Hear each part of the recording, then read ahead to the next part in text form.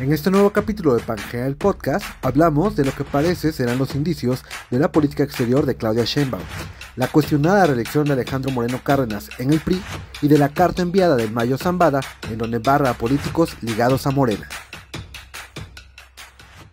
Esto es Pangea el Podcast, el espacio donde se conversa, analiza y debate la actualidad política de México y el mundo, con las voces de Alex Hernández, Santi Cervantes e Ivette del Río. Comenzamos. ¿Qué tal? Bienvenidos a una emisión más de Pangea el Podcast. Estamos muy contentos de poder platicar con ustedes de temas súper importantes que han acontecido esta semana y que nosotros tenemos muchas cosas que decir en esta mesa. Así que le doy los buenos días a Chel Cervantes. ¿Cómo estás? Hola, ¿qué tal? Buen día, muchas gracias por estarnos viendo, por seguirnos y por favor sigan comentando, sigan alimentando estos temas que siempre tenemos aquí en la mesa. Alex Hernández, ¿cómo estás? Buenos días, tardes o noches, dependiendo de la hora en que nos estén viendo. Gracias a cada una de las personas que nos han visto, escuchado, ya sea por Spotify, por YouTube. Todavía no se sube la plataforma a esta nueva plataforma de YouTube, YouTube Podcast, pero próximamente. En el punto de asuntos generales van los reclamos, ¿no? a la producción. Pues tenemos cosas muy interesantes. Esta semana hemos hablado de estas novelas de la política entre los narcotraficantes, entre los invitados a la toma de protesta de Claudia Sheinbaum y también de lo recién acontecido este domingo sobre el PRI. Entonces vamos a iniciar con el panorama internacional. De hecho, ya el próximo 15 de agosto le entregan su constancia de presidenta electa a Claudia Sheinbaum y las invitaciones a 208 países donde tiene México relaciones diplomáticas, pues ya se han emitido. Dos controversiales, la de Vladimir Putin y la de Nicolás Maduro, donde más allá de una invitación pareciera una postura a esta guerra que tiene Rusia con Ucrania. Ucrania ya emitió una carta al gobierno mexicano donde solicita de llegar Vladimir a México sea capturado por las autoridades federales. ¿Qué podemos decir sobre esta situación donde, a pesar de que el cuento es de que es un evento solemne con invitados y amigos de México, habla más de una postura internacional? ¿Es correcta esta invitación o se les fue de las manos allá al equipo que integra a Claudia Sheinbaum? Alex. Es un hecho de que la relación México y Rusia no es nueva. En realidad viene de años atrás. También es cierto que Claudia Sheinbaum mencionó el tema de que, pues, de manera categórica se hace esta invitación a varios países, a los países con los que se tiene un lazo diplomático nuestro país, con las distintas naciones. Pero también es cierta la postura que se toma a partir de que la Unión Europea empieza a decir de que querían que detuvieran a Putin en caso dado de que Putin llegara a nuestro país, porque pues México forma parte del Tribunal Penal Internacional, el cual en este momento tiene en una ficha roja a Vladimir Putin por estos abusos cometidos de manera internacional y la intención, también lo dijo Zelensky en su momento, es que el gobierno mexicano pudiera aprehender a Vladimir Putin para poderlo llevar ante la Corte Internacional. Ahora, Andrés Manuel, en este tono incendiario que siempre tiene, ha mencionado que definitivamente no lo va a hacer si el señor Putin viene. Sin embargo, es complicado que Vladimir Putin venga debido a justamente a estos peligros que existen de salir de su país. Pero en vez de tratar de ser conciliador, a diferencia de Claudia Sheinbaum, que sí trató de poner las cosas en un poquito más conciliatorias, sobre todo, cuando habla de que este memo fue girado a todos los países de las naciones que tienen vínculos con nuestro país, que en realidad es un mero protocolo, Andrés Manuel sí fue claro y dijo, bueno, nosotros no vamos a hacer nada, nosotros estamos a favor de la paz, pero en realidad, no, si viene el presidente de Rusia, aquí se le va a tratar igual que todos. A pesar de pues, la dinámica política global que existe, ¿no?, actualmente. Ahora, lo importante es ver cómo Andrés Manuel trata la política exterior como una estrategia de comunicación interna. Esto no ha sido nada más en el caso de Rusia, sino a través de estos 6 años en los que ha sido presidente de la República. Tal es el caso que de manera constante ha dicho que no se entromete en asuntos internacionales cuando hablamos de Maduro, pero habla constantemente de cosas que tienen que ver con España, con Estados Unidos.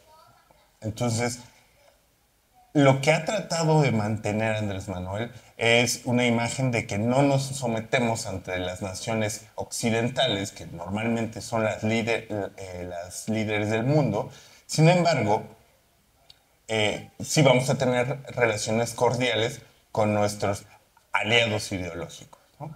Intentando separar un poco pues, los acontecimientos internacionales. Hablábamos hace unos días sobre el asunto de Maduro y México, que México se había comportado muy distante, sobre todo porque viene un proceso de transición con la llegada de Claudia Sheinbaum, pero bastante moderado.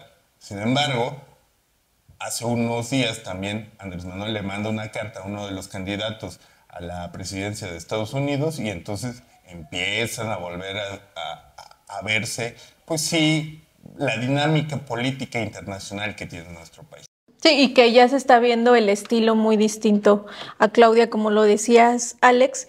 Y me llama mucho la atención que bajo esta narrativa de que es un acto protocolario, pareciera que hay una lista de difusión y mandaron la invitación en el mismo correo para los 208 países, ¿no? Pareciera que esa es como la explicación. Sin embargo, más allá de polémico, podría marcar esta postura internacional, esta posición a favor de Rusia desde mucho tiempo antes, ¿no?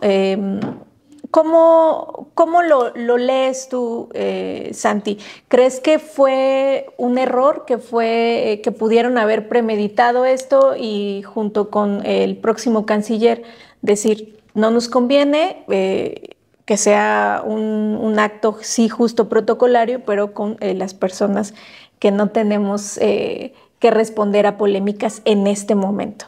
No creo que sea un error. Me parece que la invitación a Putin no es nada extraordinario. Es parte del protocolo, es lo normal, es lo que sucede. Fox invitó a Castro y lo corrió. O sea, tendremos que comparar. México siempre ha sido un ejemplo de la diplomacia a nivel internacional con los principios que rigen las relaciones exteriores de nuestro país. Durante mucho tiempo fueron destrozadas, sobre todo cuando llega Fox, con Calderón, se vieron en verdad afectadas este tipo de relaciones bilaterales e internacionales que tiene el país. Y bueno, de un tiempo para acá se ha venido intentando recuperar eso. Peña Nieto no lo hace mal en ese sector. Y AMLO sí saca mucho su bandera de no intervención y libre autodeterminación, pero siempre vota por ahí uno que otro gancho al hígado cuando le conviene y cuando conviene a su política interna. No creo que sea un error. Es lo normal, es el proceso que tiene que llevar, tiene que invitarlo. No invitar a Putin significaría no invitar a China, no invitar a Estados Unidos y no invitar a una lista de 20 países más que tiene que ver con cuestiones de guerras o de derechos humanos. A mí, en lo personal, me parece un sinsentido. Me parece que, además, Rusia, pues sí, tiene mucho que ver esta parte que menciona Alex de la occidentalización del mundo. Y pues el gobierno de Obrador no se caracteriza por ser precisamente aliado a este tipo de pensamiento de nivel global.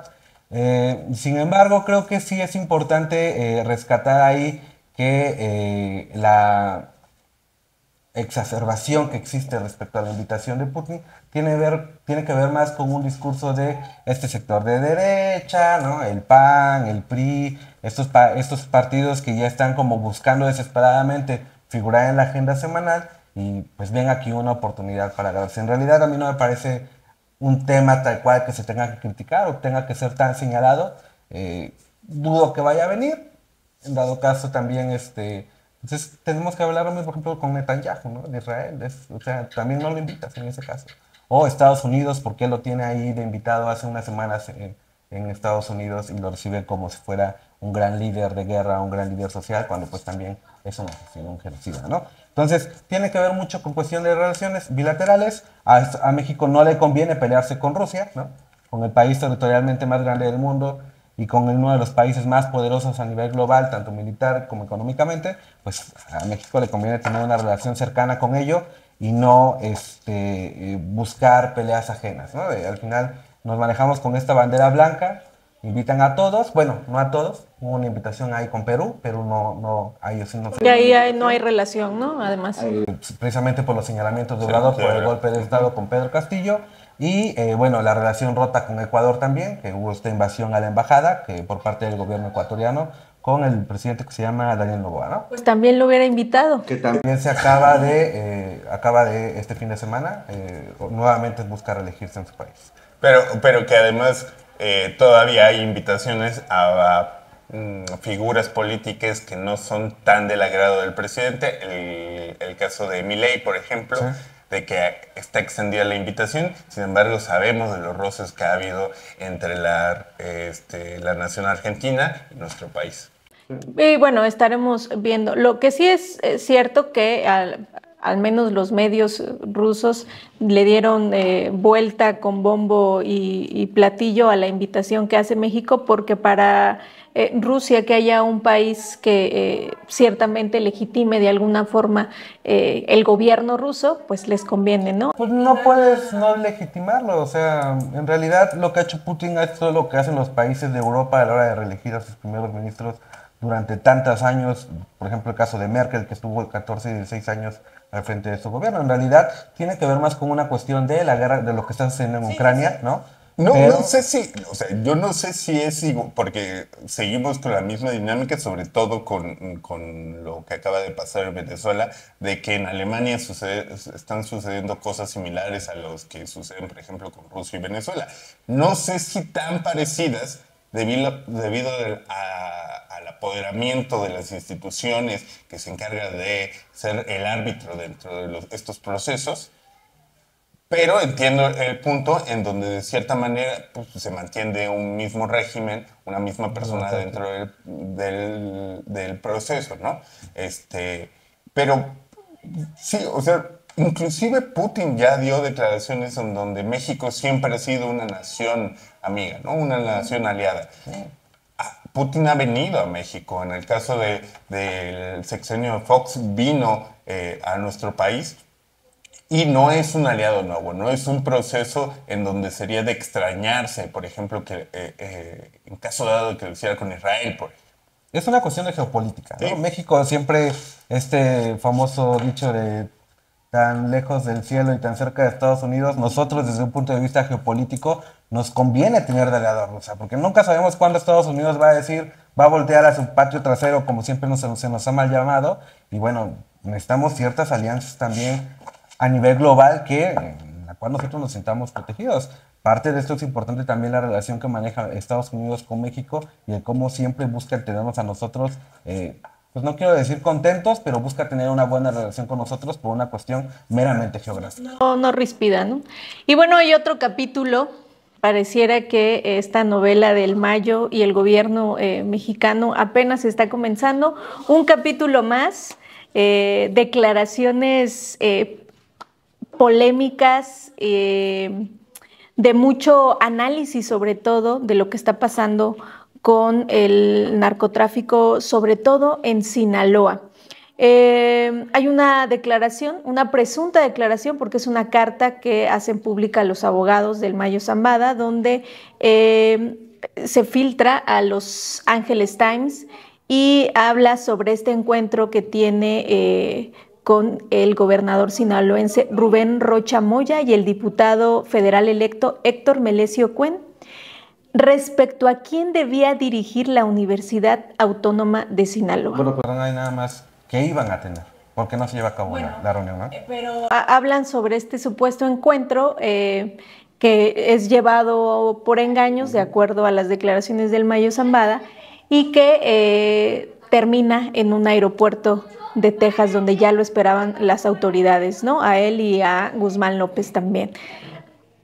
Hay 3 puntos importantes sobre este nuevo capítulo, dudas sobre todo que siguen siendo la piedra angular de esta historia, la aparente desinformación del gobierno, que no sabía ni de dónde despegó la aeronave, que el gobierno de Andrés Manuel López Obrador tenga que pedir información a Washington y no a sus oficinas consulares, que también ese es otro punto muy importante.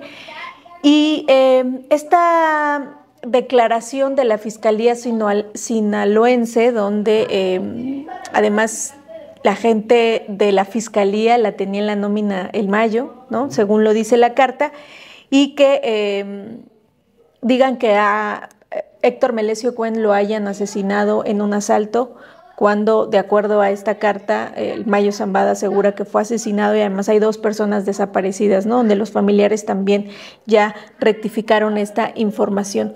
Estamos hablando entonces de que el gobierno de Andrés Manuel López Obrador todavía no tiene información certera sobre esta captura que pues es histórica con todos los temas que se han visto del narcotráfico en México. Santi, ¿qué podemos decir sobre esta situación? ¿Qué va a pasar? ¿Crees que haya posibilidad incluso de que el Mayo pueda regresar a México a jurisdicción del gobierno mexicano, siga en Estados Unidos por esta desconfianza además que hay sobre los delincuentes del narcotráfico? Pues una versión más de todas las que existen, ¿no? La carta esta que a mí me parece más preparar un camino para una defensa en las cortes, ¿no? Decir que sus derechos fueron violados, todo el proceso que siempre existe de violación de los procesos que se deben llevar a cabo para cuando van a detener a una persona. Me parece además bien planeada, una buena preparación por parte de los abogados. Yo dudo en verdad que sea como tal. Digo, al final de cuentas, gente, tenemos que desconfiar de la palabra de estas personas, ¿no? Debemos de tener mucho cuidado cuando hablamos de ello, pero pues son delincuentes profesionales, no podemos creer que sean una voz de razón. Sin embargo, también veo por ahí ciertas incoherencias. Yo dudo que el Mayo Zambada se transporte solamente con 4 guaruras a todos los lugares. Entiendo la relevancia política que puede haber en el hecho de elegir a un rector de una universidad estatal. Claro. Pero no logro ver ahí la injerencia que podría tener o el por qué el Mayo Zambada tendría que ser el mediador entre el rector y el gobernador actual. Hay cosas ahí como que no acaban de cuadrar. Creo también que hay una buena respuesta por parte del gobernador, hablando de comunicación en crisis, ¿no? De como que ignorar el tema, decir que él no tenía nada que ver en esos temas. Que él no, pues obviamente tiene que negarlo todo. Sin embargo, también ahí hay un mal timing para el gobernador. Desafortunadamente, justo este fin de semana se van de gira a su estado a inaugurar hospitales. Entonces están todos los medios ahí con el presidente, con la presidenta electa y con el gobernador. El gobernador dice que estaba en Los Ángeles en ese momento, que era imposible que él tuviera una reunión agendada. Habría que ver, debe de haber cámaras, debe de haber boletos, debe de haber pruebas de que él estaba ahí, pero no veo en realidad que cambie mucho esta carta. No creo que, si bien es relevante, pues tiene que estar en duda todo el tiempo. Me parece un poco más triste o un poco más repetitivo otra vez que exista ya un posicionamiento por parte de todos los gobernadores de Morena y por parte del partido a favor del gobernador, ¿no? ¿Qué es esto recurrente que vienen haciendo? Cada que ponen en la vía a un gobernador o a un funcionario alto público de Morena, sale toda la camada de los altos gobernadores y los altos directivos del partido a decir, nosotros creemos en nuestro personaje. Tráete a mis tías, literal. Ya está repetido, ya está caducado, ya no funciona. También, pues cuando empiezas a usar una carta muchas veces deja de tener el mismo impacto. Entonces, sí, sobre todo creo que autocrítica, ¿no? Como decir, este tipo trae otras cosas, otras cuestiones, que las arregle, yo marco mi línea porque pues yo tengo mi propia carrera y mis propios intereses, ¿no? Que creo que eso olvida un poco pues todos los dirigentes de Morena. Porque además Sinaloa pues también no es o sea, todos sabemos que no es un gobierno fácil, tiene que haber ahí, no queremos decir acuerdos, pero ciertas charlas con ciertos sectores para que exista gobernabilidad, ¿no?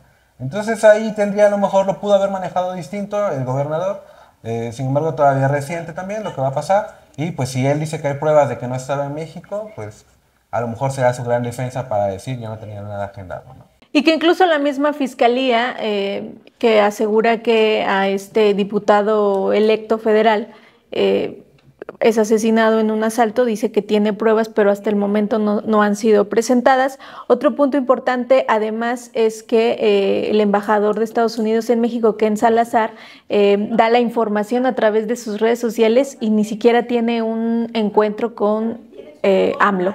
Ahí algo se rompió, ahí hay un teléfono descompuesto o hay intereses que no convienen ni con el gobierno federal ni con el gobierno de Estados Unidos. Alex, ¿qué lectura le das a esto? Bueno, no es la primera vez que podría haber un vínculo entre el narcotráfico y el gobierno. Estoy de acuerdo con Santi, es mal el timing en el que suceden las cosas para el gobernador de Sinaloa.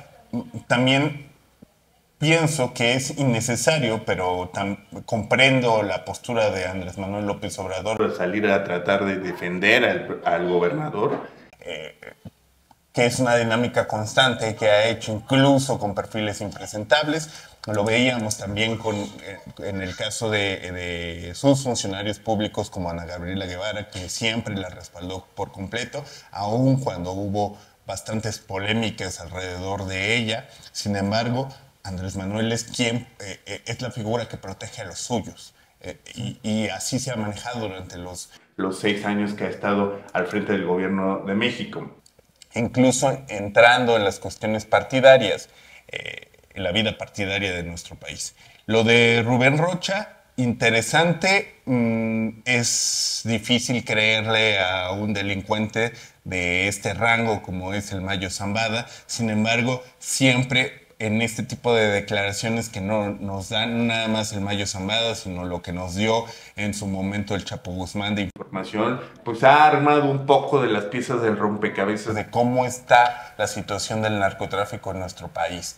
Es complejo poder tomarlo en serio, sin embargo, sí ha habido voces de periodistas incluso saliendo a decir y respaldando la información del mismo Mayo Zambada, que no sería nuevo, que es relevante por lo que conlleva además el hecho de la intervención de la Universidad Autónoma de Sinaloa dentro del crimen organizado. Pienso que ahí estaría una parte importante de cómo se mueven también las cosas ya desde la operatividad del narcotráfico dentro de las instituciones públicas del Estado, y eso sería todavía más grave de lo que podríamos pensar, porque además de entrar en las venas de los gobiernos estatales, no es nada nuevo, no es nada sorprendente, sin embargo, sí es algo importante, pero el entrar en las universidades autónomas, que no es nuevo tampoco, pero al grado de un capo como lo es el Mayo Zambada, sí es algo de llamar mucho la atención. Y para cerrar este tema, hay dos cuestiones importantes. La primera es que por lo menos hay 4 versiones de lo que ha pasado, de lo que pasó ese 25 de julio, casi idénticas entre la declaración del Mayo Zambada y declaraciones de periodistas como Grillo y Zedillo, que son los que mencionabas, Alex, y que ninguna de esas 4 versiones viene del gobierno federal. Hay un vacío de información muy fuerte. Al parecer el presidente de México no lo sabe todo, como en algún momento dijo que él se enteraba de todo, ¿no? Cuando trata de bajar cierta declaración, es como yo lo sé todo, estoy enterado de todo. Bueno, pues este no es el caso y estamos a 3 semanas de la detención y siguen las mismas dudas, y mientras haya un vacío de información alguien lo va a llenar, y en este momento una carta del Mayo Zambado está dando respuesta a lo que pasó ese 25 de julio. Sí, pienso que en este momento, la falta de información existente por parte del gobierno mexicano es más una estrategia que en realidad una falta de información, debido a toda esta dinámica que se ha presentado, en donde pues involucran al gobernador de Sinaloa el presidente sigue diciendo que no se tiene información acerca del tema, pero sobre todo porque pues, en este momento lo más importante es estar lo más alejado, sobre todo por el proceso en el que se está viviendo en el gobierno de nuestro país, este proceso de transición, estar lo más alejado de esa bomba que en algún momento va a explotar, porque es el inicio de todo un proceso que seguramente se va a revelar mucho más información, y el estar lo más alejado posible de esa bomba, pues podrá hacer que los daños sean los menos posibles. Bueno, yo difiero ahí porque pienso que cuando existen estos vacíos, los vacíos siempre van a ser llenados. En comunicación de crisis es algo que siempre sabemos. Guardar silencio puede ser una buena estrategia en la comunicación de crisis, pero no siempre es la más acertada, y creo que en este caso en el gobierno federal no lo está haciendo de la manera correcta, porque además tiene los recursos para poder dar información sobre ello. Y por lo menos si tienes una mañanera donde todos los días estás dando información, poder seguir hablando del tema y responder a preguntas, pues muy diplomáticamente y políticamente, como lo hace Andrés Manuel, pero no diciendo que pues no se sabe nada al respecto. Y esos vacíos además no siempre se llenan con información certera, ¿no? Entonces ese es el gran riesgo que está corriendo. Yo creo que si lo está haciendo estratégicamente, lo está llevando por una ruta incorrecta. Y ahí me parece también prudente rescatar que el mismo Mayo llama a que no haya violencia, ¿no? Un grito o un aviso o una orden a su mismo cártel. Yo fumo la pipa de la paz y tú me ayudas, ¿no? Entonces, que posiblemente llegue a verla así, ojalá sea solamente entre estos grupos pues, criminales, y que no se vea inmiscuida ahí la población, la sociedad, que creo que tiene mucho que ver precisamente con lo que menciona Alex, ¿no? Este alejamiento de Obrador, al no dar declaración, es para decir, no se metan con nosotros, resuelvan sus problemas. Sí. Y tenemos un tema más de esta novela también llamada El PRI, que parecía que era el final de una historia. No lo sabemos, pero el día de este pasado domingo, con 440 votos, el Consejo Político Nacional del PRI reeligió a Alejandro Moreno Cárdenas como presidente nacional del partido y a Carolina Villano como secretaria general.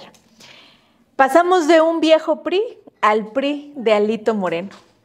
Es una temporada de las mayores derrotas que ha sufrido el partido. En esta mesa platicamos de las recompensas que podría tener un dirigente como Morena, como Mario Delgado, al tener tantas gobernaturas. Es todo el caso contrario con Alejandro Moreno, porque actualmente solo el PRI gobierna 2 estados. Su bancada es menor incluso al Partido Verde y apenas mayor a Movimiento Ciudadano, para darnos una idea de los números que tiene el PRI. Sin embargo, el día de ayer pareciera que en este Consejo Político Nacional le dieron nuevamente su voto de confianza a Alejandro Moreno. ¿Qué lectura le podemos dar entonces a este número de votos y a este polémico dirigente del PRI? ¿Podríamos estar hablando entonces de que es la muerte del PRI o es una esperanza para todos? Un renacimiento. No, porque hablábamos además que cuáles eran los perfiles que podrían darle batalla a este tsunami llamado Morena. ¿Será entonces Alejandro Moreno el indicado? La necesidad tiene un costo. 12,000 millones de pesos. 12,000 millones de pesos es lo que recibirá aproximadamente el Partido Revolucionario Institucional, porque aún cuando está en un estado agónico el partido, pues recibe prerrogativas para nada despreciables, además. 12,000 millones de pesos parece ser lo suficiente para mantener la vida de muchos dirigentes nacionales. Ahora, de uno. Por lo menos de uno. Ahora, en este momento pienso que voy a jugar al abogado del diablo. El proceso que está... Ya vas a defender otra vez a Alito. El proceso que está viviendo el Partido Revolucionario Institucional es bastante complejo, no nada más por la poca popularidad que tiene el partido con el electorado, que se vio bastante claro en las elecciones que acabaron de pasar, sino también por los procesos internos que se están llevando a cabo. Estamos de acuerdo que hubo procesos bastante dudosos, cero transparentes. El Instituto Electoral no metió las manos cuando debió de meter las manos. Es claro que hay una hegemonía del poder de Alito, de la corriente de Alito dentro de estos procesos internos que realizó el día de ayer el partido. Son claras bastantes las inconsistencias existentes dentro de este proceso que acabamos de pasar. 440 votos de los 448 votos que pudieron haberse emitido, 440, el 97% a favor de Alito. ¡Wow! Eso es democracia. Eso es democracia.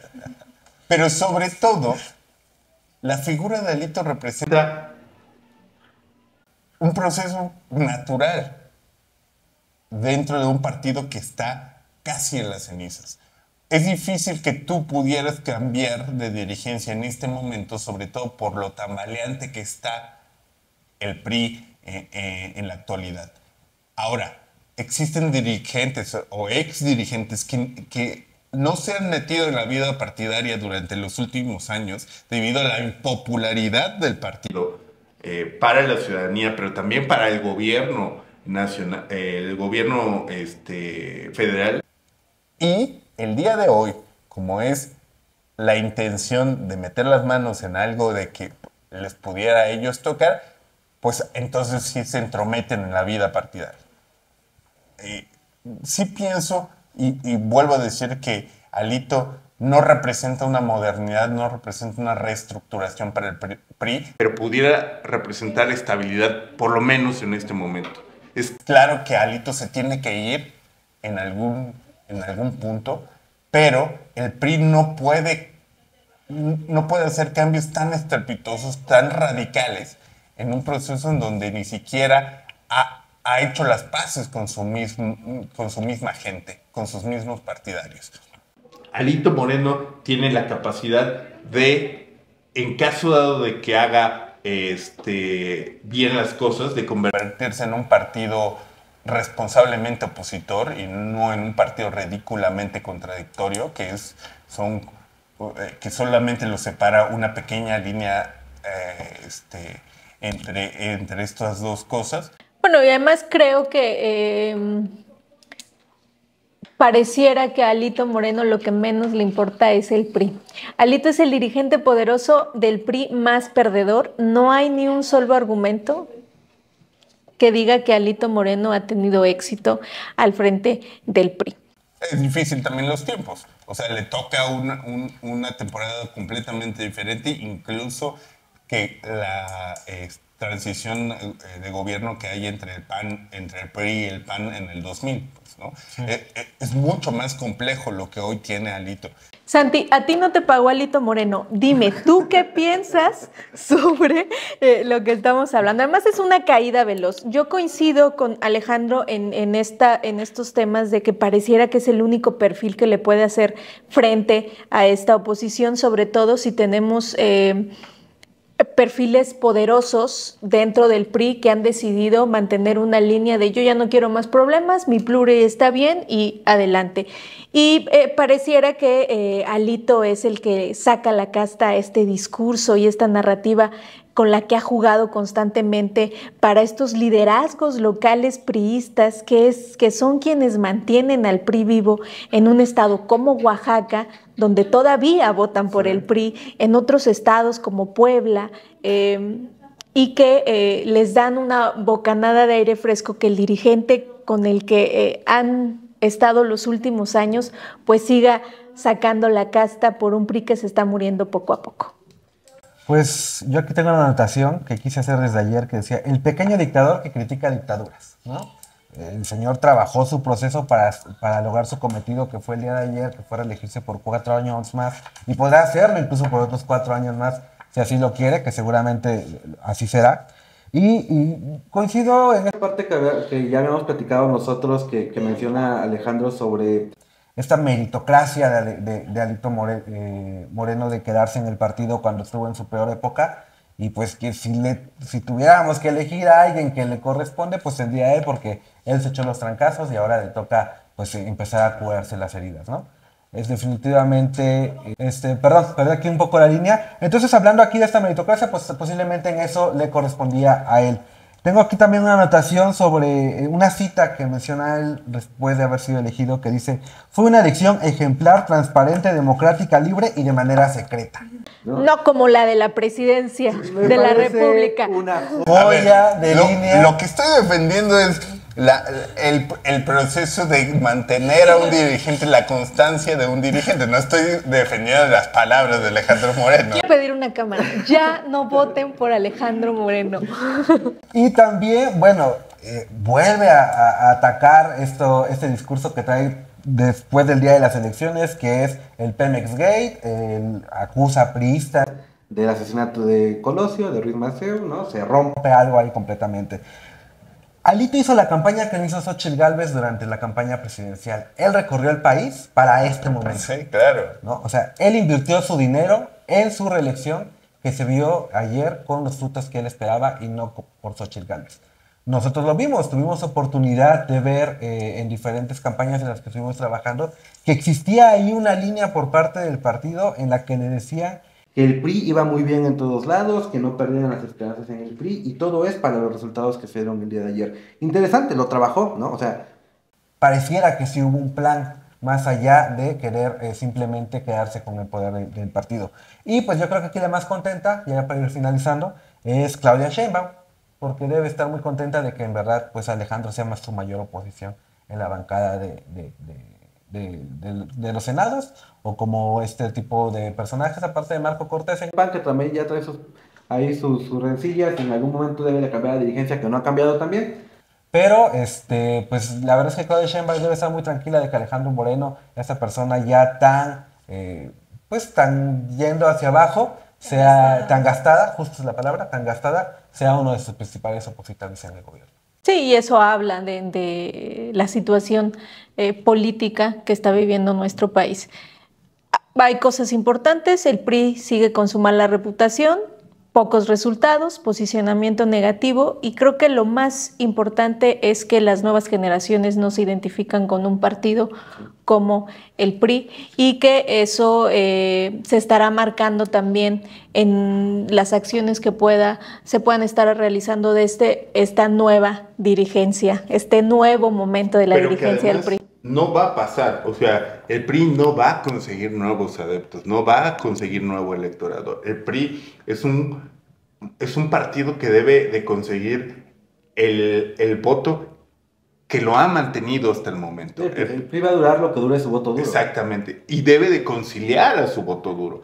El problema del PRI es que ni con su voto duro se ha podido conciliar hasta este momento, y Alito, pienso que lo que tiene en mente para dentro de los próximos años es justamente empezar a conciliar el voto duro que siempre ha tenido el PRI. Pues ya veremos qué pasa con este PRI de Alito Moreno.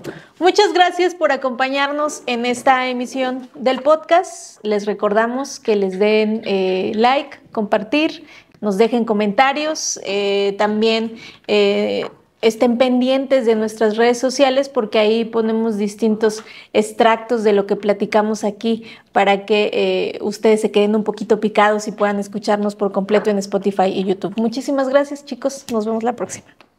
Bye.